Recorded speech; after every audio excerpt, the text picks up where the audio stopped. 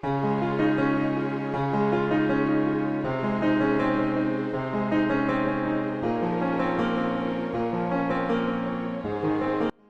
na ngang ibinasura ng House of Representatives ang impeachment complaint laban kay President Bongbong Marcos. Ito nga ay matapos siyasatin ng House na di umano'y kulang ang ebidensya upang mapatalsik si PBBM. Samantala, usap-usapan naman ngayon ang di umano'y pahayag ni VP Sara Duterte matapos malaman na di na matutuloy ang impeachment laban sa presidente. Ayon sa VP, sigurado daw na may sabwatang naganap dahil pro-Marcos ang halos lahat ng nasa House of Representatives. Isa na nga daw dito ang tinawag niyang kabit ng presidente na si Kong Luistro. Narito panoorin ang video. Complaint and the Masa et al. Complaint were declared insufficient in substance. We will be continuing our meeting on Monday. That is February 9. That is for the purpose of the preparation of our committee report, which will be forwarded to the plenary, subject to the approval of at least 1/3 of all the members of the House of Representatives. That would be all for the opening statement. Kong Eden Santos po from Net25. Hindi ko ba parang ni-railroad yung impeachment proceedings sa impeachment complaints against PBBM. Sabi po ng mga endorser ay prematurely murdered daw po yung impeachment at talagang ito raw po ay sinadya na ng komite. Any comment? The proceedings were not railroaded. First, yesterday we declared the two impeachment complaints to be sufficient in form. It is very basic for us to say that it is sufficient in form because what do you see or what are we supposed to see when we are talking about the form? That there's a listing of the names of the complainants, of the names of the respondents, that there is a verification which says that the complainants made the complaint out of their own personal knowledge or based on authentic records.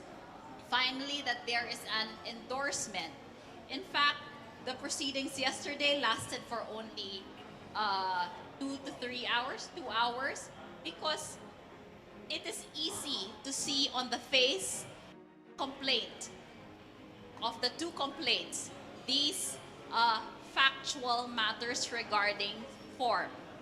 Now, today, we deliberated extensively on the sufficiency of substance. What is required by sufficiency of substance? In our rules, it says there, the sufficiency of substance is met if there is a recital of facts which constitute the impeachable offense charge and determinative of the jurisdiction of the House Committee on Justice. In short, there should be a recital of facts to show the impeachable offenses under the Constitution. And what should be the recital of facts?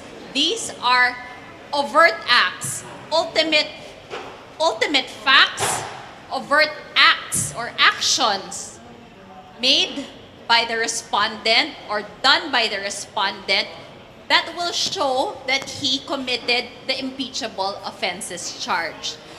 We went through each of the charges in both of the complaints. Inisa-isa po namin yan.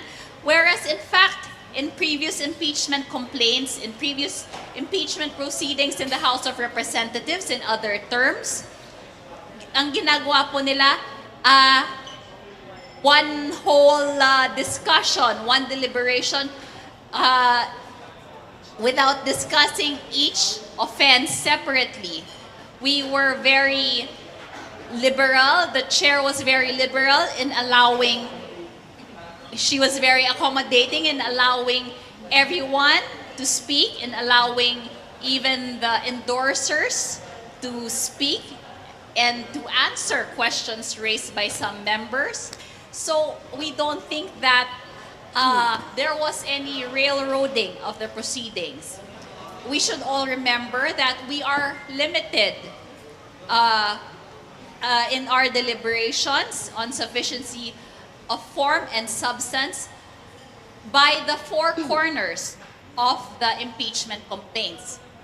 It is not yet the time when the proceedings go into the affidavits or the answer, rejoinder, reply, rejoinder. Hindi po tayo umabot doon.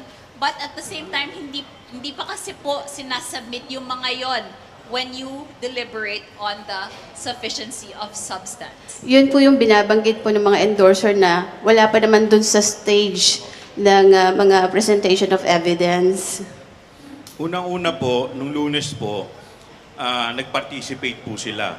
Nagbotohan po para po sa insufficiency in form. Nag-participate po sila, lahat po nag-participate at wala naman pong nagreklamo. Kahapon po, diniscuss po namin yung De Jesus complaint. Sila rin po nag-participate. And in fact, 5 po yung grounds na amin pong tinalakay kahapon, pero mas mabilis po itong natapos. At wala rin naman po silang nireklamo. At sila rin po, nagbigay din po ng kanilang mga obserbasyon. Kanina po, 3 grounds lang po yung aming tinalakay. Pero, kung makikita po ninyo, dahil po binigyan po ng pagkakataon ng chairman ang lahat magsalita, binigyan pa rin po sila ng pagkakataon na idepensa at lahat po pinagsalita. Wala naman pong pinigilan. In fact, may mga nagsalita na sa tingin nila may sufficient in substance.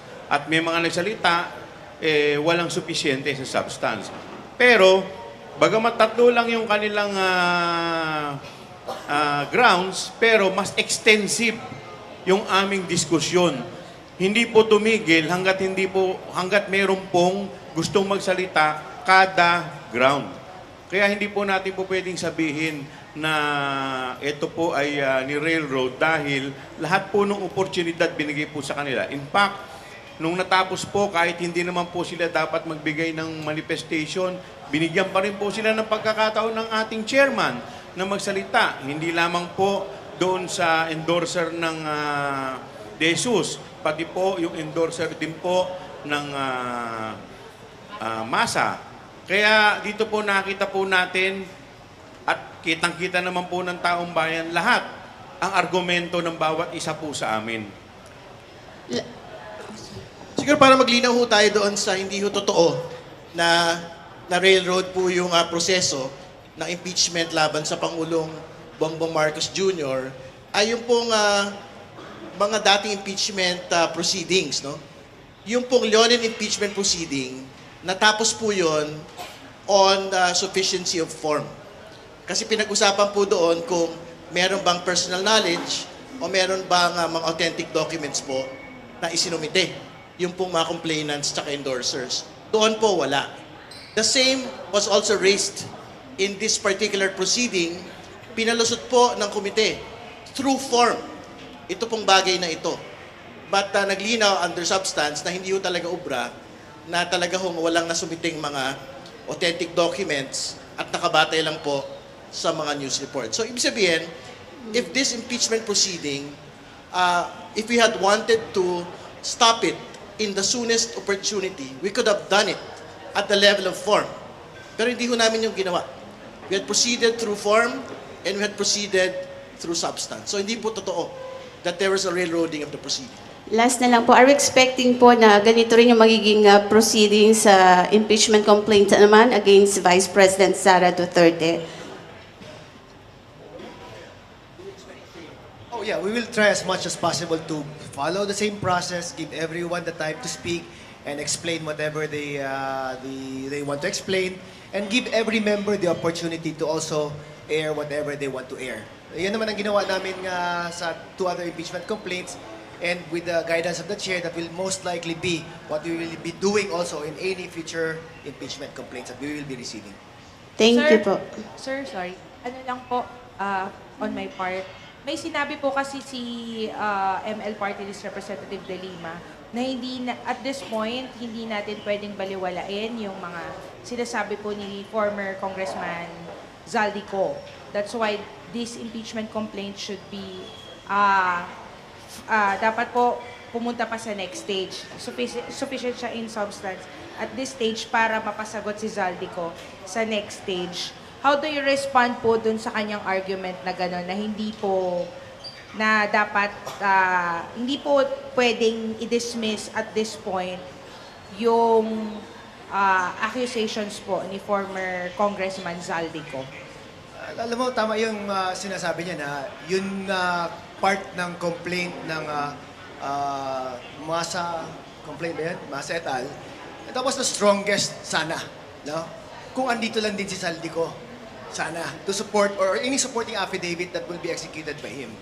Ang danger, in fact, I even told the chairman na I might vote for sufficiency and substance as far as this ground is particularly concerned. Kasi may recital of facts din naman. But if you allow it, it will open the floodgates of anyone outside, no? Who will just post a video of against any impeachable officer. Basta may recital of facts lang na pwede nang maging impeachable ground, di ba? Kahit hindi under oath. So, mahirap din yun. We cannot open that up na yun na ang maging parang standard of anong impeachment complaint ang pwedeng ma-file.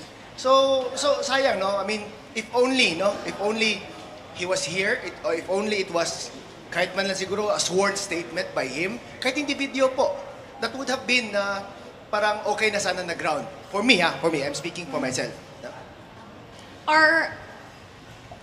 The verification state that it should be based on the complainant's personal knowledge or authentic documents. And we do not consider that video as an authentic document.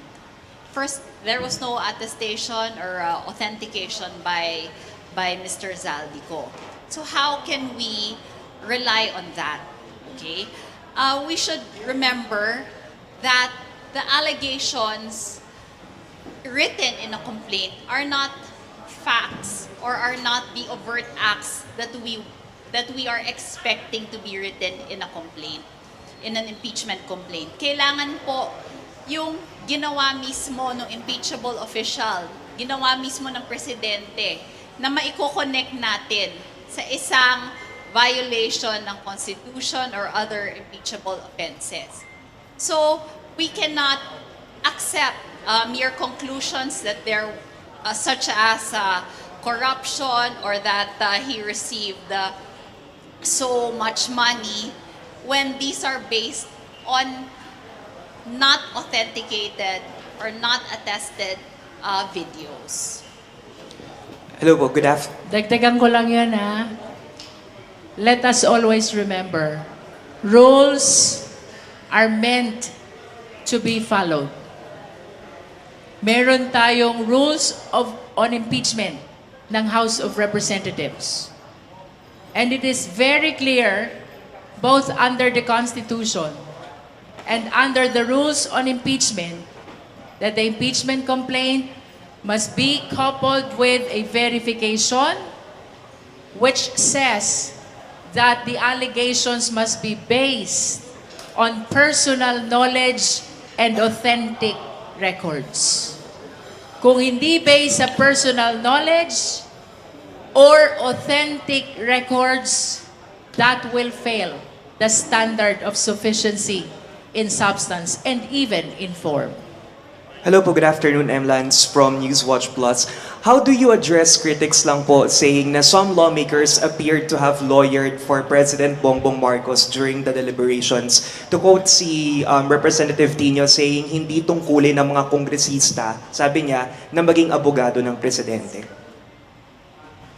Kanina po, hindi naman po pag-aabogado sa presidente. Bagkos, pagbibigay po ng opinion ng bawat isa. So hindi mo naman maaalis sa mga abogado na mambabatas na ipaliwanag kung paano tignan yung mga pagtanggap ng ebidensya. Kagaya po nung kanina pinag-uusapan po natin, alam po ninyo, yan po yung naging basis ng botohan nung una pa lang. Kung maalala po ninyo, si Congressman Ridon ay nag-motion para isama yung personal knowledge or authentic document. At yun nga po, kung saan nagkaroon ng boto na Ha? 21, 24, dikit. Kung saan nire-require na kailangan may personal knowledge or may authentic document. Yun lamang po yung sinundan kanina. At yun din po yung mga sinasabi kanina ng mga mambabatas, na mga miyembro ng nasabing committee. Thank you. Thank you po. Kong, good afternoon. Here, ma'am. Dito. Ma'am, here. Ma'am, just to clarify on the timeline, kasi you mentioned that the committee will prepare the report on Monday. How soon can you expect to finish the report, and when, at the earliest, do you expect to present the report to plenary for consideration? It will depend on the committee secretariat, no? Pahingahin muna natin sila. Kasi 3 consecutive days kaming nag-committee meeting on the determination of sufficiency in form and substance. But considering that we still have Thursday, Friday, Saturday, and Sunday, we really intend to come up with a committee report so that the members can vote on the same on the continuation of our meeting on Monday. That is February 9. So, on Monday, ma'am, you expect there's already a draft report that the committee can vote on? Yes, and the content of the committee report is simply the determination of sufficiency in form and substance, which we already did during our first 3 hearings. And once approved by the committee on Monday, do you expect the same report to be transmitted to plenary on the same day? We intend to transmit right away to the plenary, but it depends on the plenary as to when the same will be tackled on the floor. Okay. Thank you, ma'am.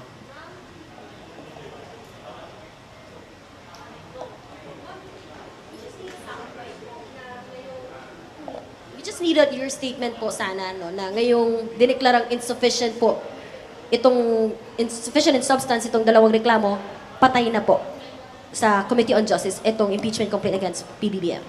As far as the proceeding today is concerned, I can consider that. However, we should be mindful that the committee report can still be reversed by at least 1/3 of all the members of the House of Representatives, no? So, this committee report, of course, which contains the determination that both complaints are insufficient in substance, when taken up in the plenary and when reversed by at least 1/3 of all the members, the Committee on Justice will be constrained to come up with an articles of impeachment in view of that reversal. So to your question, I cannot still say it's dead because there's still a proceeding that will happen in the plenary. But yesterday during the press con po, you recall na wala pang nangyaring ganitong incident po or instance.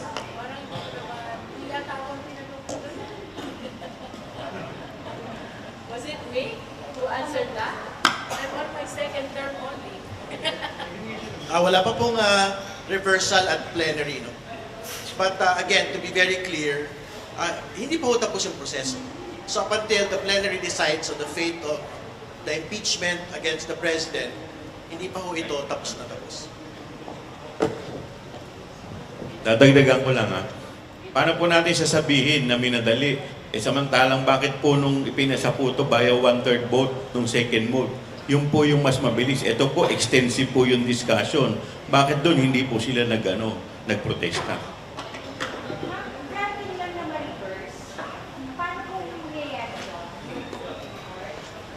The consequence of the reversal of the committee report, if they disapprove the committee report by at least 1/3 of all the members, it will be returned to the Justice Committee, and the consequence is we will be constrained to prepare the articles of impeachment.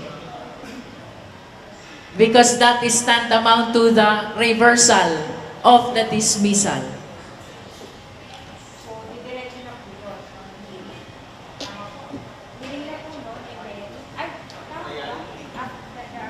The articles of impeachment, once prepared, will be returned again to the plenary.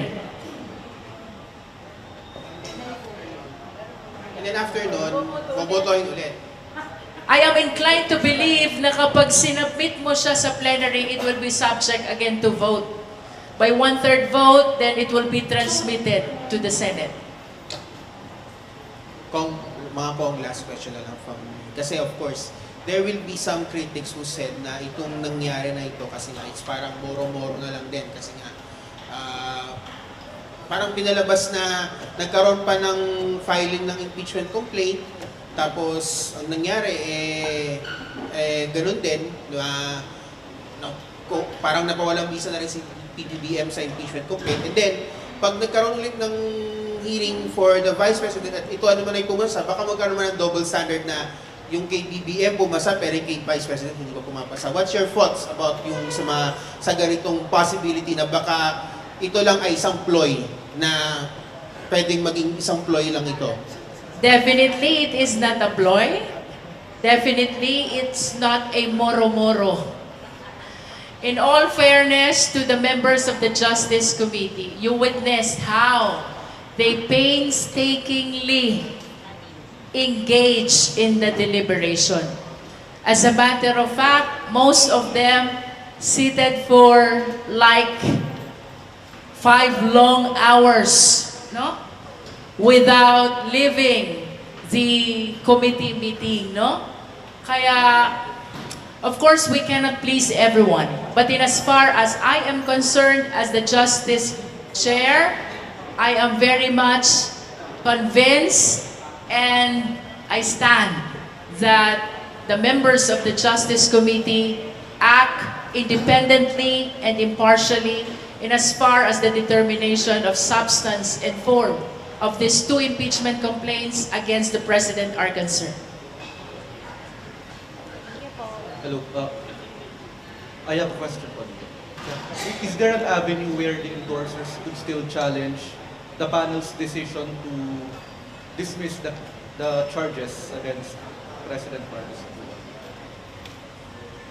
As a general statement, the vote of the members of the Justice Committee should not be a subject matter of any petition because that vote rests solely on the judgment, the appreciation, the prerogative of the individual members. But of course, we cannot stop anyone from going to the Supreme Court if they believe that any or some of the stages of our proceeding before the Justice Committee indicated any grave abuse of discretion that will amount to lack or excess of jurisdiction, a subject matter of a petition for review.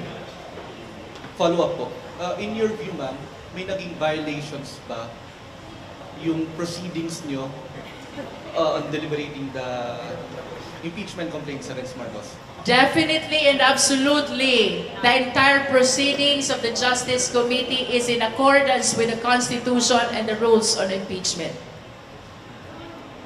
Last question na po from Willie Delgado ho sa DCMM. Curious lang ho ako, dun sa tatlong pinag-usapan kanina, wala ho ba doon ang pumasa sa pamantayan ng sufficiency in substance? Since sabi nyo nga kahapon na ang botohan ay mangyayari as a whole. Well, it is the decision of the majority of the members of the Justice Committee that the standard of sufficiency in substance was not met, no? Again, ano bang ibig sabihin ng sufficient in substance? If there is a recital of facts that constitute an offense, demonstrative of the jurisdiction of the Justice Committee. Simply stated, the allegations of facts must constitute an impeachable offense. If we are not able to establish the connection between the two, the allegation of facts and the restrictive enumeration of impeachable grounds, then it will fail in the test of sufficiency in substance. Tingin ko talagang fake news yung nangyari na merong nag-post sa internet na kung ano yung karamdaman ni Marcos Jr. na yung kanyang totoo naman na yung diverculitis niya, pero sinabi doon na may kinakailangan opera At dahil kinakailangan opera nga yan, nagkaroon ng mga impormasyon na talagang may banta sa buhay yan. No? At dahil nga dyan, marami naman nabuhayan ng pag-asa na baka magkaroon na nga ng tunay na pagbabago sa Pilipinas. No? Pero syempre, mukha lang naman, hindi pa tayo sigurado. Mukha namang wala ratang basihan yung ating bagong pag-asa kasi biglang sumipot muli sa Malacanang si Marcos Jr. Bagamat hindi pa natin alam kung ito ay kasaysayan na nauulit lamang o katotohanan. Anong sinasabi ko dyan? Ano ibig sabihin ko? Alam nyo, bago mapasipa at sinuka ng Pilipino, si Marcos Sr., yung diktador na ama ni Marcos Jr., yung bangag na kleptomania, siya rin ay nagkaroon ng napakaseryosong karamdaman. Para sa mga kabataan na hindi na nakakaalam nito, ang karamdaman niya noon ay lupus at ito ay life-threatening. Tapos dahil nga sa lupus, nagkaroon siya ng kidney failure at dahil sa kidney failure, nagkaroon din siya ng komplikasyon na sakit sa puso. Now, itinago yan ni Marcos Jr. sa taong bayan. Bakit? Unang-una, para nga hindi mawala ng tiwala sa kanya mga Amerikano, yung numero 1 niyang backers. No? Alam naman natin na kaya talagang nanatili si Marcos Sr. sa pwesto ng 20 taon ay dahil sa walang kupas na suporta ng mga Amerikano sa kanya until lumabot sa punto na talagang alam ng mga Amerikano, baka pati ang Pilipino ay magalit sa Amerika kung patuloy nilang susuportahan itong si Marcos Sr. Kaya nga, kinidnap na nila papunta ng Hawaii at dahil kaya ako naman sinabing kinidnap, hindi dahil sa sinabi na ni Marcos, pero ang buong akala ata ng pamilya Marcos ay dadalhin lang sila sa Ilocos Norte ng mga panahon na yon, pero sila ay dinala sa Hawaii. Kaya nga itong si Marcos Jr. parang gumaganti sa kasaysayan, kinidnap din si Tatay Digong at pinadala naman sa dahig. Pero bago talaga sila nasipa sa pwesto, matindi ang karamdaman ni Marcos Sr. Pero alam niyo ba, bilang isang kabataan ng mga panahon na yon, hindi namin alam kung anong tunay na kalusugan ni Marcos Sr. kasi nga itinatago nila. Pero kapansin-pansin naman sa itsura niya kapag siya ay paminsan-minsan na umaapir sa telebisyon na medyo maga ang kanyang mukha. At dahil dyan, marami nga nagdududa na baka merong kidney disease dahil nga ang mga kidney patients na nag-undergo ng dialysis namamaga ang muka at saka nangingitim. So maraming espekulasyon pero hindi kinukumpirma at pinasisinungalingan pa nga ng Malacanang. Paano nila naitago itong karamdaman ni Marcos Sr.? Well, unang-una, ginawa nilang hospital ang Malacanang. Lahat ng mga equipment na kinakailangan ni Marcos para sa lupus, para sa heart at para sa kidney, dinala nila sa Malacanang. Meron talaga silang parte ng Malacanang Palace kung saan nakatira ang mga Marcoses ng ginawang hospital. At siguro, ipinasok nila lahat ng kinakailangang equipment galing sa heart center, galing sa kidney center, at sa iba't iba pang mga hospital. So, hindi nila dinala si Marcos Sr. sa hospital, dinala nila ang hospital sa Malacanang. Pangalawa, alam niyo ba na para hindi mag-leak out ang tunay na kalusugan ni Marcos Sr., sila'y nagdala pa ng mga dayuhang mga doktor. Kasi kapag namang dayuhang doktor, hindi magkakalat na katotohanan. Walang panggagalingan ng katotohanan tungkol sa estado ng kalusugan ni Marcos Sr. Kaya nagdala sila ng sariling doktor. Sa dami naman kasi ng nakaw ng mga Marcoses, kahit magkano pa ang singilin ng mga doktor na dayuhan, nababayaran. Pangatlo, noong mga panahon na yon, wala naman talagang kalayaan ng malayang pamamahayag. So, kontrolado lahat ng impormasyon na nai-release sa publiko. At dahil dyan, naitago nga nila yung kalusugan ni Marcos. Now, bukod pa doon sa ang katotohanan tungkol sa kalusugan ni Marcos ay baka magresulta sa kawalan ng kumpiyansa sa kanya ng mga Amerikano, syempre, takot din ang mga Marcoses ng mga panahon na yon na kapag nalaman ng mga Pilipino na talagang malubha na ang kalusugan ni Marcos, hindi na sila matatakot na mag-alsa at magrevolusyon laban kay Marcos dahil alam nila wala nang lakas at hindi na talaga tatagal itong Marcos Jr. So importante sa kanila na pasinungalingan yung kanyang karamdaman nang sa ganon patuloy ang kumpiyansa ng Amerika patuloy na matatakot ang mga Pilipino, ang tao, kay Marcos at hindi sila mag-iisip na patalsigin nga si Marcos. So sila po'y naging matagumpay. Nagdududa ang taong bayan, pero dahil ang ospital ay nasa loob ng Malacanang, binibihisan nila si Marcos kapag may mga pagkakataon para ipakita sa taong bayan na kunwari nagtatrabaho pa si Marcos. Totoo po, meski meron siyang kidney disease noon at prone to infection, nagkakaroon talaga siya ng mga functions na fully televised para lang patutuhanan na malakas pa si Marcos at hindi nakalatay na sa ospital. So naniwala naman ng maraming tao kasi nga hindi naman nagpupunta sa ospital. Hindi gaya ng nababalita ngayon kay Marcos Jr. na nagpupunta ng ospital. Pangalawa, nakikita ng regular sa telebisyon. At alam niyo ba, may chismis pa na kaya naman regular nakikita si Marcos ng mga panahon na yun, meron daw double si Marcos na ginagamit. At ang ginagawa ay talagang kinukunan lang yung double at hindi naman pinagsasalita. Kasi pag pinagsalita yun, mapapansin na iba talaga ang pamamaraan ng pagsasalita at malalaman na hindi si Marcos talaga yun. Ngayon, bakit ko binalik itong kasaysayan nito kung paano pinasinungalingan ng Marcos Sr., ang diktador na ama ni Bangag, ang kanyang kalusugan? Well, una-una, yung motibo nga. Manatili ang kumpiyansa ng Amerika, manatili ang takot ng taong bayan, at para sabihin na walang dahilan para palitan si Marcos Sr. Punta naman tayo ngayon kay Marcos Jr. Ang pagkakaiba, nung una, sinabi nila na nagpunta lang for medical observation itong si Marcos. Walang pag-amin na siya nagpunta sa ospital. Makikita nyo na yung unang tangka nila ay gayahin yung ginawa ng ama niya na hindi pupunta sa ospital. Kasi pagpunta sa ospital ay talagang kumpirmasyon na merong sakit talaga si Marcos Jr. Ang tingin ko, ang plano talaga nila ay wag magpunta sa ospital at ilipat ang ospital sa Malacanang mismo. Pero ang sa tingin ko, wala silang sapat na panahon para maglipat ng lahat ng equipment na kinakailangan ni Marcos Jr. Wag po kayong magugulat kung pati instant operating room ay talagang ililipat nila sa Malacanang. Ganyan po ang ginawa nila kay Marcos Sr. Yung kinakailangan ng kidney transplant ni Marcos Jr., hindi po siya nagpunta ng ospital. At pati ang Bangag, ang Marcos Jr. na nag-donate ng kidney, ang balita, dyan po sa Malacanang ginawa yan. So kayang-kaya nila bumuo ng isang operating room sa loob mismo ng Malacanang. Pero nung nagkaroon ng emergency medical condition siguro si Marcos Jr., wala pa silang pagkakataon na ayusin ang ospital sa Malacanang. Ay nako,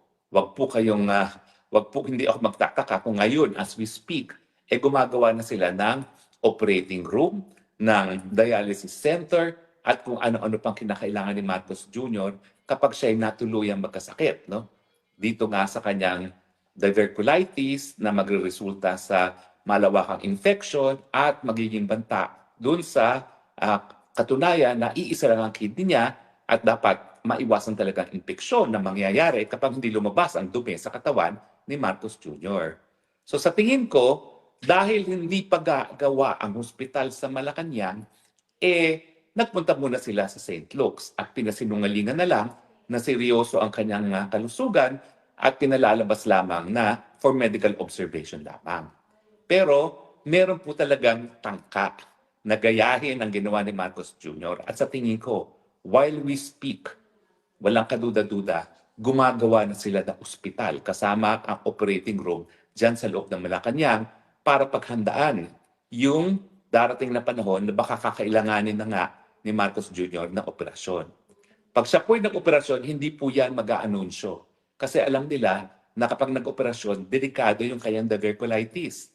Yan po yung sinasabi ng mga medical literature na kapag nakailangan ng operasyon, ibig sabihin, nag-spread ng infeksyon sa kanyang colon at baka sa ibang parte ng katawan. Kaya itatago nila yan at kung kinakailangan ng surgery, baka gawin nila yan sa Malacanang. Ano pa ang kaparehong nangyayari sa panahon ng kanyang tatay? Wala pong malayang media ng panahon ni Marcos. Kaya kontrolado ang labas ng impormasyon. Well, ngayon po, meron man tayong malayang media. Ang problema, centralized naman po ang release ng impormasyon kay Auntie Claire at si Auntie Claire wala naman pong sinasabing marami tungkol sa kanyang medical condition. Hanggang wala pong pumunta sa korte at humingi ng totoong medical bulletin sa mga doktor ng presidente, hindi natin malalamang ang tunay na kalagayan ni Marcos Jr. So parang kapareho din ang ginagawa ngayon ng administrasyon ng anak sa kanyang ama na linilimitahan ang impormasyon tungkol sa kanyang kalusugan. Bagamat meron tayong malayang pamamahayag. No? Aanhin mo naman ang malayang pamamahayag. Kung ang pinag-uusapan ay kalusugan, ang kalusugan naman po talaga, yan po ay privileged communication, absolutely confidential, except that pagdating sa presidente, sinasabi talaga ng saligang batas na kinakailangan pag malubha ang kalusugan, dapat magbigay ng ulat sa taong bayan. Pero dahil nga pareho din ang motibasyon ni Marcos Jr. para pagtakban ng kanyang kalusugan at ano itong kanyang mga motibasyon para hindi mawala ang kumpiyansa ng Estados Unidos sa kanya na patuloy siyang suportahan bagamat siya'y sinusukan na ng taong bayan. Pangalawa, para hindi isipin ng taong bayan na po pwede nang magrevolusyon, mag-people power laban sa kanya dahil siya'y mahina ng pagkakatawan. No? At siyempre, para bigyan ng kasinungalingan na normal pa rin ang patawad sa gobyerno, ang palakad sa gobyerno, bagamat alam naman natin na maski normal ang palakad ng gobyerno, wala namang solusyon na binibigay itong Marcos Jr. sa ating mga problema ng kagutuman, sa korupsyon at iba pang mga hinaharap nating mga suliranin. No? So, ano mga kapareho? Kapareho ang mag-ama na may sakit. Kapareho ang may mag-ama na itinatago ang tunay na kalagayan ng kanilang kalusugan sa taong bayan.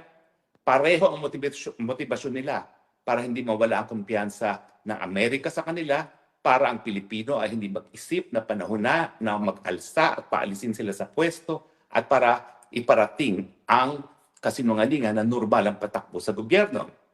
Ang mga pamamaraan, bagamat mas maraming kalayaan ngayon ng mga mamamahayag, limitado naman ang pag-release ng impormasyon. Alam niyo ba, yung mga probisyon sa saligang batas nga na ang kalusugan ng presidente pag malubha ay dapat isa publiko, dahil nga yan dun sa ginawang ng Marcos Sr. na isinikreto ang kanyang malubhang kalagayan. Kasi siyempre, pag malubhang kalagayan, alam natin, magkakaroon na ng change in presidency. At pagkaroon ng change in presidency at ayaw umalis ang presidente, yan ang iniiwasan nila. Now, ang hindi ko lang alam ngayon, kung talagang gagamit din sila ng double ni Marcos Jr. para palabasin na normal pa rin ang patakaran. Pero makikita nyo na tinatangkanan nilang gagamitin yan. Bakit? Nasiwalat na po na para pasinungalingan yung malubhang kalusugan ni Marcos Jr., nagpapalabas sila ng mga videos na nakikipag-meeting si Marcos. Pero lumalabas naman ang katotohanan na ilan sa mga videos na kailan lang nila lumabas ay nangyari na nung nakaraan, gaya ng farewell visit ng US Ambassador. Linabas nila yung farewell visit parang 4 o 5 araw na matapos yung actual visit. Para lang pasinungalingan yung kumakalat at chismis na sunod-sunod na ang pagkatsila ng activities ni Marcos Jr. So pareho din ang ginagawa nila ngayon na pinalalabas na normal pa rin ang kalusugan para hindi mag-isip ang taong bayan na yung mga yung mga nananahimik dati na talagang sawan-sawana at pikum na at punong-puno na sa mga kabalbalan ni Marcos, wag isipin na mahihirapan sila na mag-people power laban sa kanya. So nakikita niyo po para talagang nauulit muli ang kasaysayan. Tayo naman, kaya naman natin binago na nga yung saligang batas para gawing obligasyon na ng presidente na magbigay ng impormasyon tungkol sa kanyang kalusugan. Pag meron siyang malubhang kalusugan, para yung taong bayan ay makapaghanda doon sa pagpalit ng tao na magiging pinakamakapangyarihan sa ating bayan. Ngayon naman po, meron naman tayong number 1, malinis. Number 2, abogado. Number 3, minapatunayan ng kakayahan na Vice President na magiging susunod na presidente kahit pa pumanaw na ang Marcos Jr. In fact, walang dahilan para tayo matakot kung mawala si Marcos Jr. Dahil si Marcos Jr. nga, wala namang nagawang matino sa ating bayan. Puro kapalpakan. At kaya nga marami sa atin na excited na magpalit na ng presidente dahil alam naman natin na bagamat mas bata itong si Inday Sara Duterte, at mas kakaunti ang karanasan sa pamumuno, ang katunayan niyan, hindi naman siya walang karanasan. 2-time mayor, 1-time vice mayor, vice president, okay? And siguro for 2 years, Secretary of Education. Bukod pa dyan, unlike Marcos Jr., hindi lang college graduate si Inday Sara Duterte, abogada pa, pumasa pa ng bar exam. So, bilang tagapagpatupad ng batas, alam niya kung anong ipapatupad niya dahil siya ay abogado. Yan naman po hindi nagawa ni Marcos Jr. at hindi nga natapos man lang ng kolehiyo. At siyempre, ang persepsyon ng tao, hindi gaya ng pamilyang Marcos, ang pamilyang Duterte ay hindi po kleptomania. Alam niyo yung kleptomania? Yung addict sa pagnanakaw.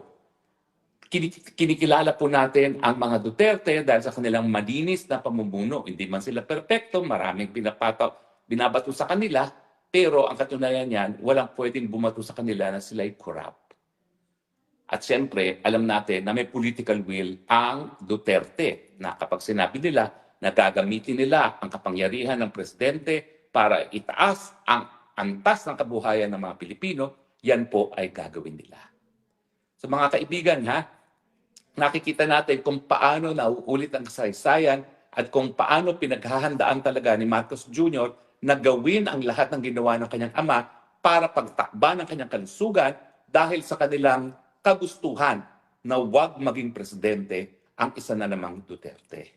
Pero tayo po ngayon, meron po tayong bagong sandata. Unang-una, ang saligang batas. Pwede tayo pumunta sa hukuman para sila ay mapilitang ilabas ang tunay na impormasyon tungkol sa kalusugan ng presidente. Pangalawa po, bagamat kontrolado pa rin ng mga Marcoses ngayon ng media dahil si Romualdez ngayon ang nagmamayari ng karamihan ng mga media outfits at patuloy na sinusupil ang mga independenteng mga media outfits gaya ng SMNI at ang mga vloggers na tinatakot at in fact, isa na namang pananakot ngayon ay laban doon sa mga vloggers na di umano ay nagkalat ng mga peking impormasyon tungkol sa kondisyon ng kalusugan ng presidente. Wala pong pagkakaiba yan dun sa suppression ng press freedom sa martial law. Ang pagkakaiba ngayon, lahat tayo po pwedeng maging mamamahayat dahil sa teknolohiya ng cellphone at ng internet. So mas mahirap po nilang itago ang katotohanan maski gumawa pa sila ng sariling ospital sa Malacanang. Dahil tayo ngayon, pinagpala na ng Panginoon ng sandata laban doon sa mga kasinungalingan na ikakalat nila tungkol sa kalusugan ni Marcos Jr. Well, ngayon po'y linggo, tayo nagsimba.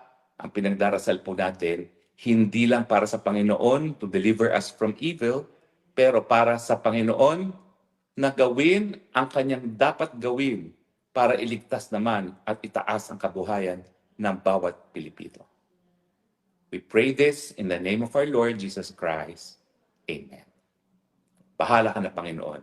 Kung anong gusto mong mangyari, thine will be done, but we pray that evil should not be allowed to prevail. And the Marcos name is synonymous with evil. In Jesus' name, we pray.